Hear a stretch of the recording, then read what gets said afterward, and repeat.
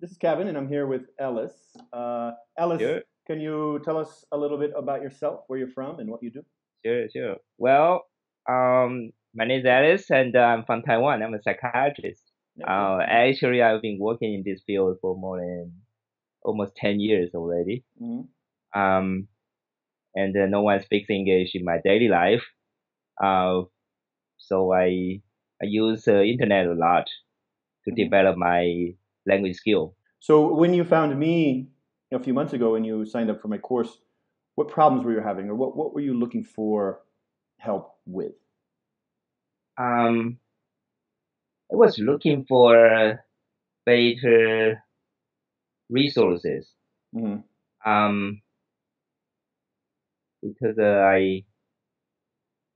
just like I just mentioned, no one speaks English in my daily life, so it's very hard for me to find opportunities to practice my English speaking skills. Um, Mm-hmm. and um, and I don't know how to I stay motivated because it's not a very useful tool in my daily life. Um, and I don't know, I just got lost. Sure. Oh, I kind of lost, disconnected with English. It's hard to stay motivated with something that you don't use often, right? If you're Mhm. learning something but you don't use it, it's not, it doesn't seem very valuable. Versus, any sort of, let's just say, a sports activity, you're training for sports, and the benefits come while you're training, and you feel better, and you do better. With, Mhm. with language, if you're listening and reading and trying to improve, but you never get to communicate. What's the point? So, Right. Right.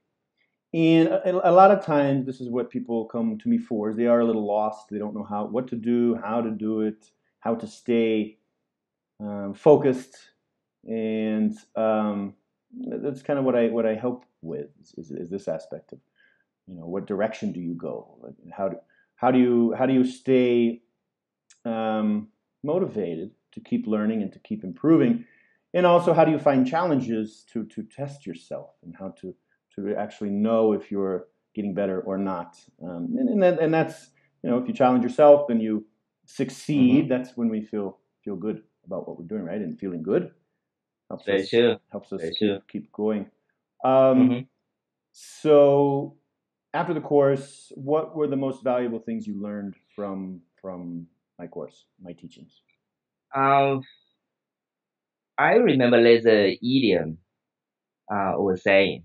It Mm-hmm. says, if you give a man a fish, he Mm-hmm. eats for a day. Sure. But if you show a man the skills he need to fish, he Mm-hmm. never stops. Perfect. Yeah. Um, so I learned lots of skills, maybe not English skills. I learned how to get those resources that will benefit my English learning. So Ellis, in your opinion, what's the most important, or what are the most important things to consider if you want to continuously progress with English, and also to stay motivated? What would you tell somebody are the most important things?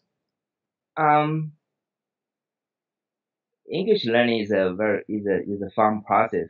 Mm-hmm. Yeah, you've got to enjoy it. Mm-hmm. Or it's very hard for you to sustain this kind of thing, especially if you are not living in an English speaking country Mm-hmm. because you don't need it.